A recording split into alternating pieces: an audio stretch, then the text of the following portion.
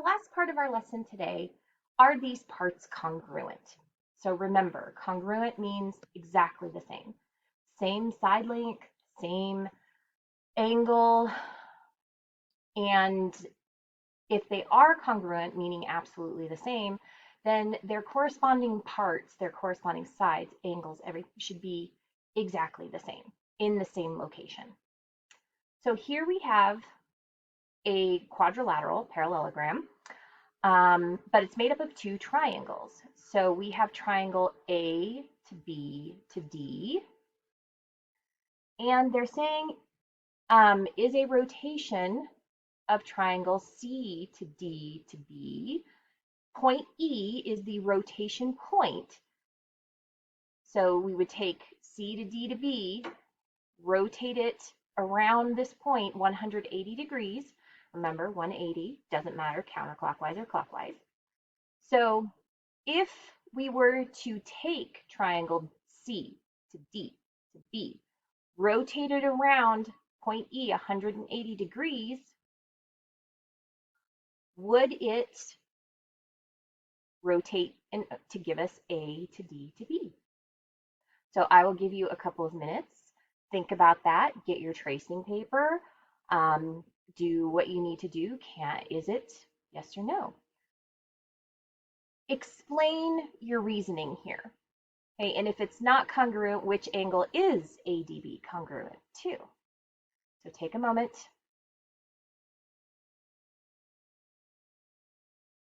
If you need to, pause the video. Let's go on to this one. Kind of looks like crowns, right? So we have polygon HIJKL, HIJKL, and it's a reflection and a translation of polygon GFONM. GFONM. Is segment KJ congruent to segment NM? So segment KJ is up here and it goes to that little divot right in there, okay? Is that congruent too? Is it the same as N to M? Don't go by what I have selected. Explain your reasoning. If this is not congruent, what is, excuse me, what is the segment NM congruent to? Pause the video if you need some time on that one. One more sneeze. Okay, problem 3 is unique because it doesn't have a picture, but feel free to sketch one. So quadrilateral, which means a four-sided figure, PQRS, is a rotation of polygon VZYW. Is angle QRS congruent to ZYW? Yes or no? And then down here, once again, explain your reasoning.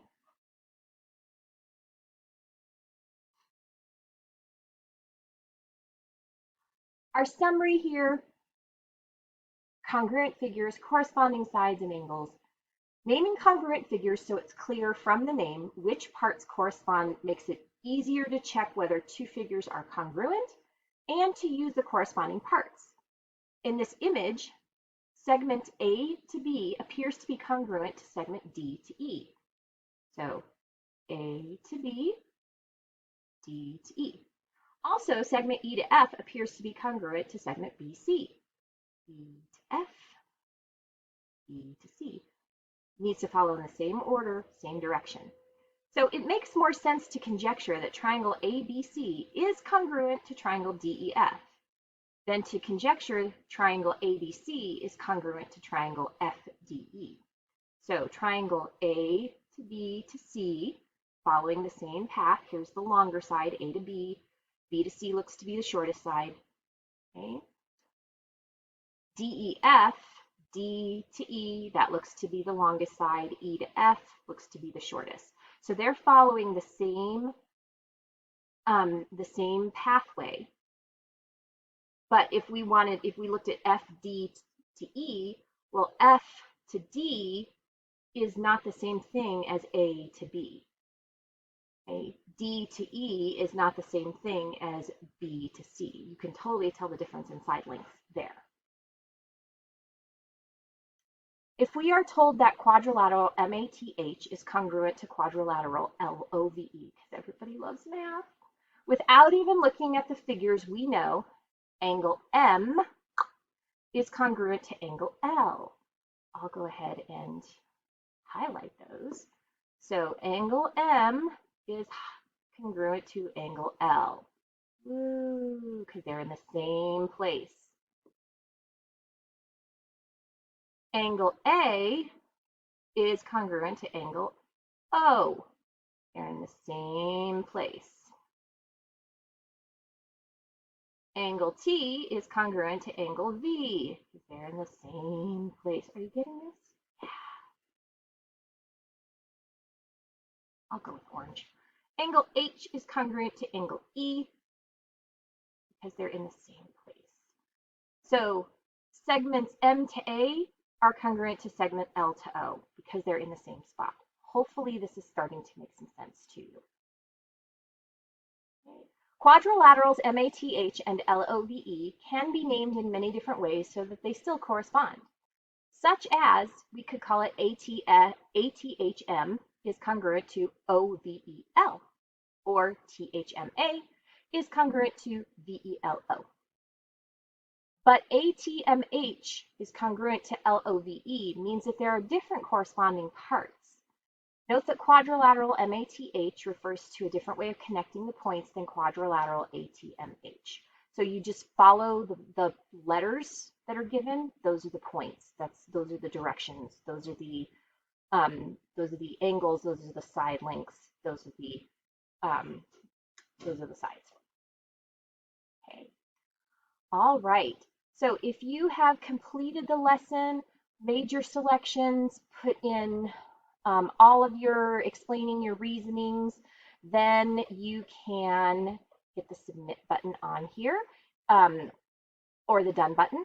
If you have not done that, then get it done before you hit the done button. Yeah. There is a cooldown labeled, let me go back up here, lesson 2.2 cooldown. So you should see that in your assignments. It probably didn't load until a few minutes ago. So if you were like, it wasn't there, probably there now, so check. If you again have questions or get stuck, please, please, please contact me. I will do my very best to help you. You are also more than welcome to come to my after school office hours. Just send me a message and I will send you the link. Have a great day and we'll share with you later.